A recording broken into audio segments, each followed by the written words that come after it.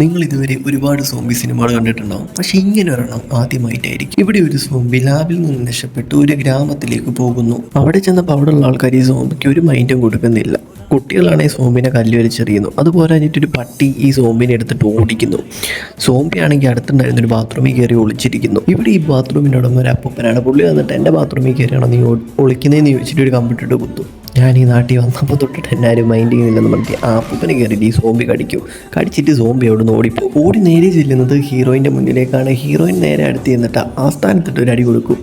അടി കൊടുത്ത് സോംബി സ്റ്റക്കായിട്ട് നിൽക്കുമ്പോൾ പുറകിൽ ആ പട്ടി പിന്നെയും ഓടിച്ചു വരുന്നു. ഇത് കണ്ട ഹീറോയിൻ അവിടെ നിന്ന് ഓടും. പിന്നാലെ സോംബി പേടിച്ചോടും. ആ സമയത്താണ് അമേരിക്കയിലുള്ള അമ്മാവൻ റൂട്ടിൽ വന്ന് നിൽക്കുന്നത്. വാ മോളെ വന്ന് കെട്ടിപ്പിടിക്കുക എന്ന് പറയുമ്പോഴത്തേക്കും പിന്നാലെ പൊട്ടി വരുന്നുണ്ട് ഓർഡറാന്ന് പറയും. അങ്ങനെ 3 പേര് അവിടെ നിന്ന് ഓടിപ്പോകുമ്പോൾ ഹീറോയിൻ താഴെ വീഴും. ഈ സമയത്ത് ഹീറോയിൻ്റെ അച്ഛൻ വന്നിട്ട് ഇവരെ 3 പേര് ഇവരെ 2 പേരെ നിശ്ചയിക്കും. സോംബി ഇടിച്ച് കാട്ടിലും കളയും.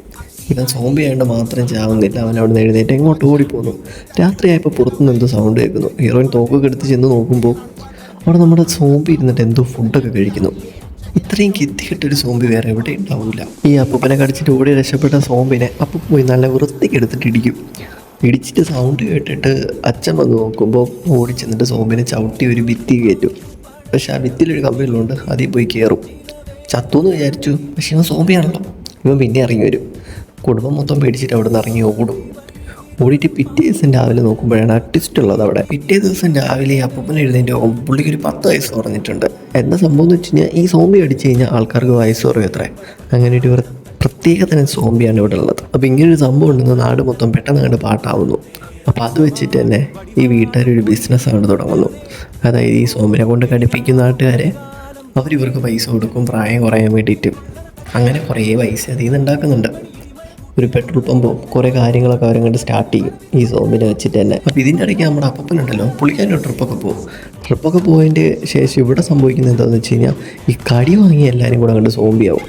ഇപ്പോൾ ഈ നാട്ടിലാകെ ഉള്ളത് വളരെ കുറച്ച് ആൾക്കാർ മാത്രമാണ്. എത്രയും പറയുകയാണെങ്കിൽ നമ്മുടെ ഈ ഒരു കുടുംബം മാത്രമേ ഇവിടെ സോംബി അല്ലാത്തതായിട്ടുള്ളൂ. സോംബിയുടെ കടി വാങ്ങിയിട്ട് ഹീറോയിൻ്റെ അച്ഛനും സോംബിയായിട്ട് മാറും. അപ്പോൾ വണ്ടിയിലിട്ട് കൂട്ടിയിട്ട് ഇവരെല്ലാം പുറത്തിറങ്ങി നിൽക്കുമ്പോൾ നമ്മുടെ അപ്പൂപ്പൻ ഹവായ് ബീച്ചിൽ ട്രിപ്പ് പോയ അപ്പൂപ്പൻ തിരിച്ചു വരും. ഇവരെല്ലാവരും കൈ കാണിച്ചിട്ട് അടുത്തോട്ട് വരുമ്പോഴാണ് മനസ്സിലായത് തൻ്റെ മോനും സോംബിയായി മാറിയത്. ഇവിടെയാണ് അടുത്ത ലിസ്റ്റ്. ഇയാൾ മാത്രം സോംബി ആയിട്ടില്ല. അപ്പോൾ ഇയാളാണ് അതിനുള്ള വാക്സിൻ. നാട്ടിലുള്ള മുഴുവൻ സോംബിനെ നിരത്തി നിർത്തിയിട്ട് ഇയാൾ കൈക്ക് കടിച്ചു കൊടുക്കണം. ഇയാൾ കടിക്കുന്നതിനനുസരിച്ച് സോംബികളൊക്കെ സാധാരണ മനുഷ്യന്മാരായിട്ട് മാറും. അപ്പോൾ ഇങ്ങനൊരു വെറൈറ്റി പടം, ഒരു ഫുൾ ഫണ്ണായിട്ടുള്ള പടം കാണാൻ താല്പര്യമുണ്ടെങ്കിൽ ലിങ്ക് ഒന്ന് കമൻറ്റ് ചെയ്തോ.